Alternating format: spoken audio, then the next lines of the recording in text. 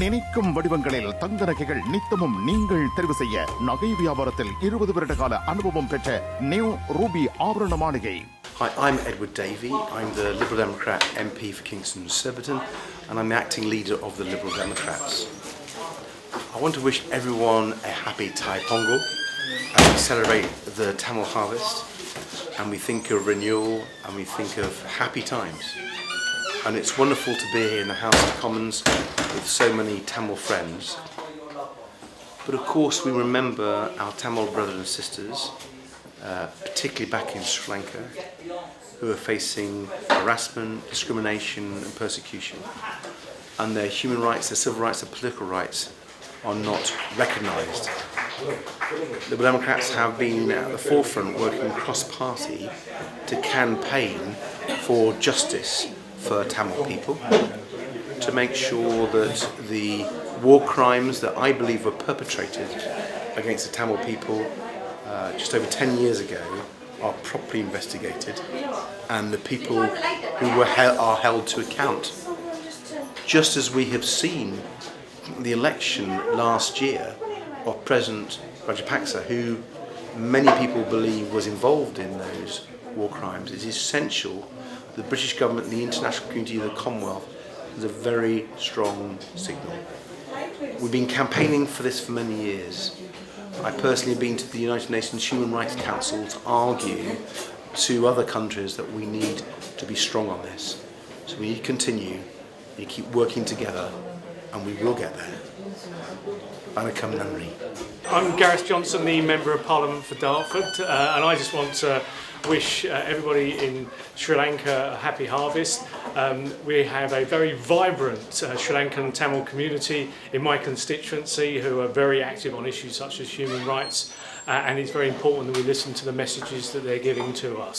It's really pleasing as well to see so many Tamils coming from all around the country here to Westminster to celebrate this occasion.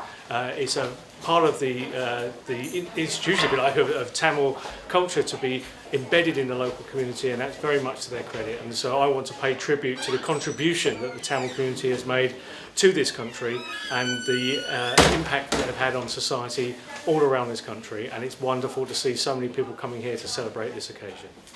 I've been a Member of Parliament now for 37 years, and on a number of occasions I've been to Sri Lanka.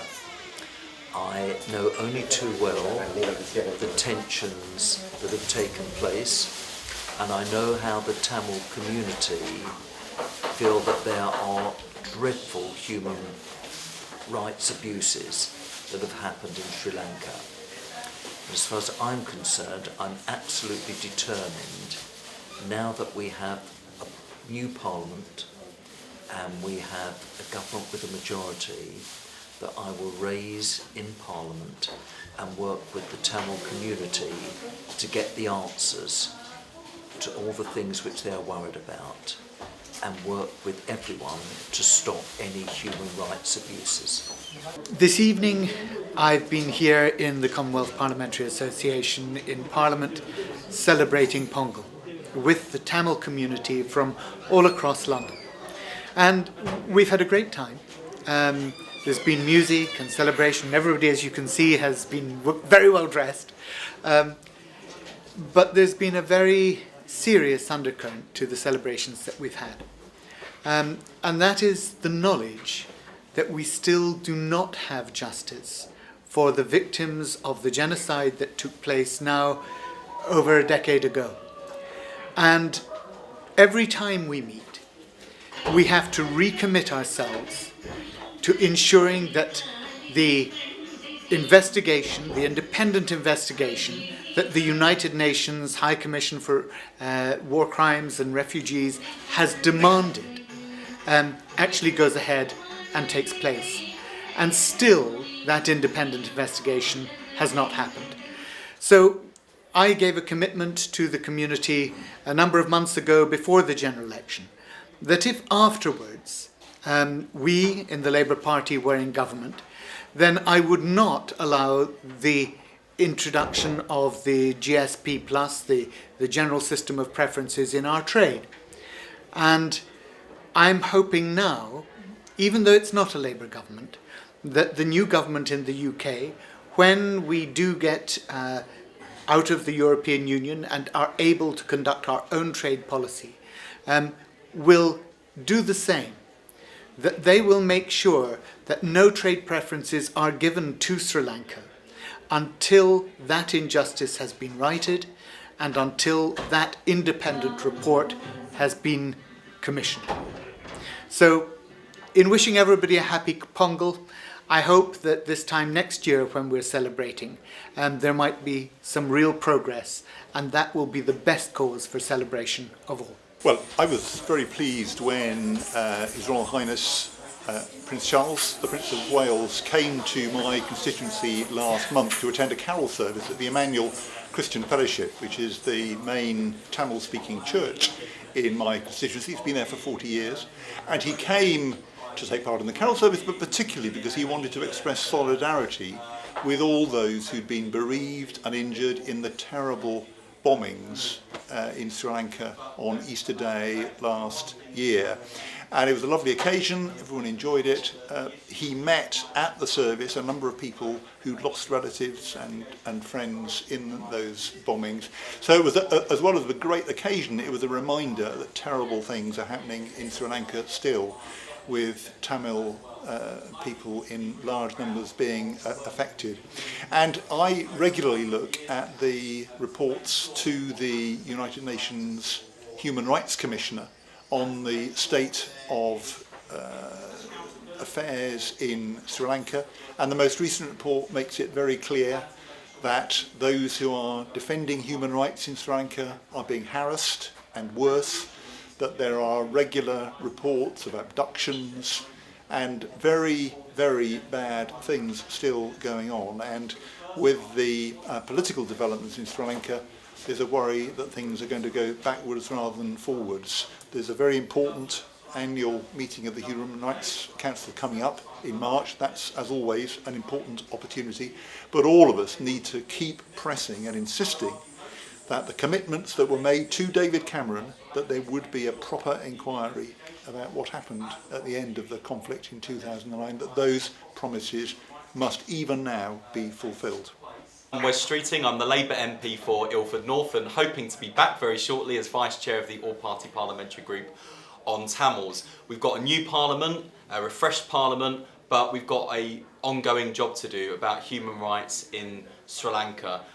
We've shown in Parliament for many years now the importance of speaking up not just about historic but ongoing human rights abuses in Sri Lanka, and of course most crucially making sure that the government of Sri Lanka honours the commitments that it made before the international community at the UN Human Rights Council, which is about the investigation of and prosecution of all of those allegations of serious allegations of war crimes and human rights abuses in that country. And it's crucial to make sure that people have confidence in that process, that we have the involvement of international prosecutors, international judges, and genuine independence, so that all of the people of Sri Lanka and around the world can have confidence in that process.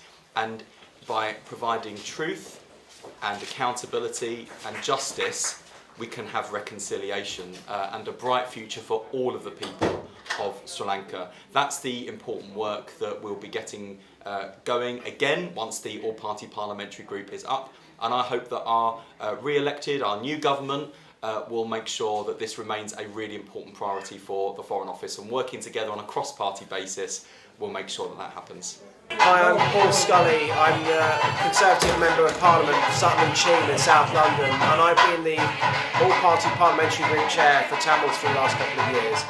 And what we continue to fight for is Tamils' rights in Sri Lanka, justice and reconciliation for Tamil people, both in Sri Lanka and across the world as well.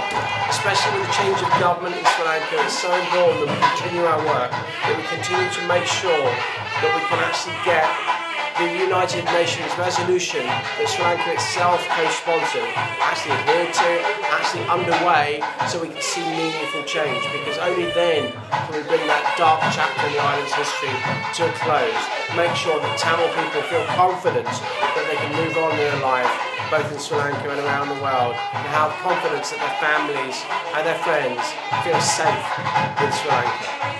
I am here to celebrate Pongal with Tamil constituents and members of the British Tamil community. It's wonderful to have a Pongal event in Parliament for parliamentarians to be involved in what is a joyous festival for Tamils around the world. And also it's an opportunity for MPs to recommit to campaigning to see the resolutions of the United Nations Human Rights Council implemented on Sri Lanka. 30/1 and its successor resolutions are an important way to deliver progress in Sri Lanka and put us on the path to genuine reform and accountability for those who committed terrible crimes during the conflict. And so the UK government has been very supportive of that UN HRC process, and I will continue to press for action to implement those commitments to which the Sri Lankan government itself signed up, so that we see better living conditions for Tamils in the north and east of Sri Lanka and justice for those who suffered during the Civil War. John Mann, Lord Mann from the House of Lords, newly appointed, a transfer from the Commons to the Lords, and that will allow me to continue advocating on behalf of the just cause of the Tamil people, a cause that has taken me both to Geneva and to the north of Sri Lanka. And it seems to me,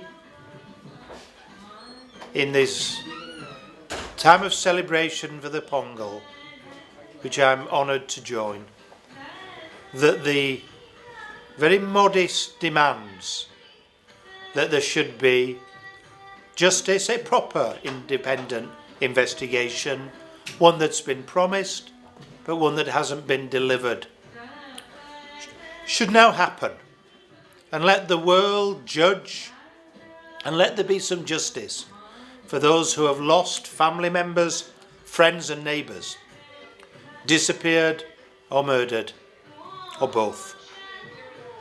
And that, I think, is the basic human right that every human being should be entitled to.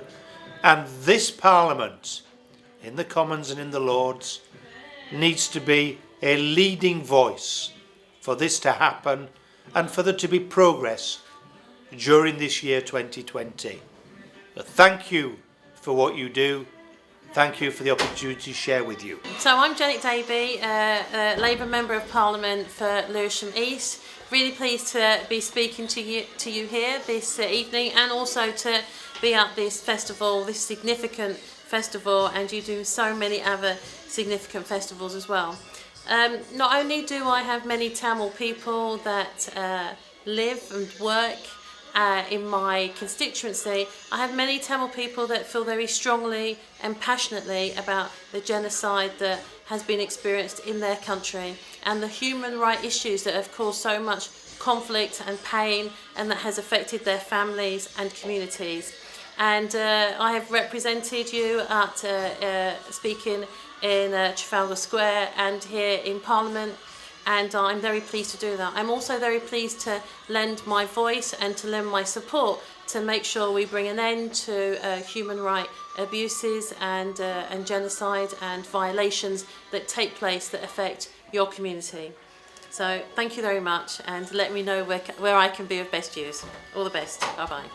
My name's Gareth Thomas. I'm the Labour and Co-op MP for Harrow West, and I have the largest Tamil community living in the UK, living in my constituency of Harrow West. There are huge human rights issues still going on in Sri Lanka, huge concerns about the loss of land owned by Tamils, confiscated by government or by other authorities. There still hasn't been any sense of justice delivered to the victims of the war crimes at the end of the 2009 conflict, and there are still huge concerns from expressed by organisations like Amnesty International and Human Rights Watch about the ongoing human rights atmosphere in Sri Lanka. The Sri Lankan government, as a matter of urgency, need to improve their human rights record, and the international community needs to maintain and build the pressure on them to do that and to adhere to these international human rights norms. I will continue to play my part here in Parliament to raise the concerns of Tamil constituents, but more importantly to think about the human rights of those back in Sri Lanka still being trampled all over by the authorities there.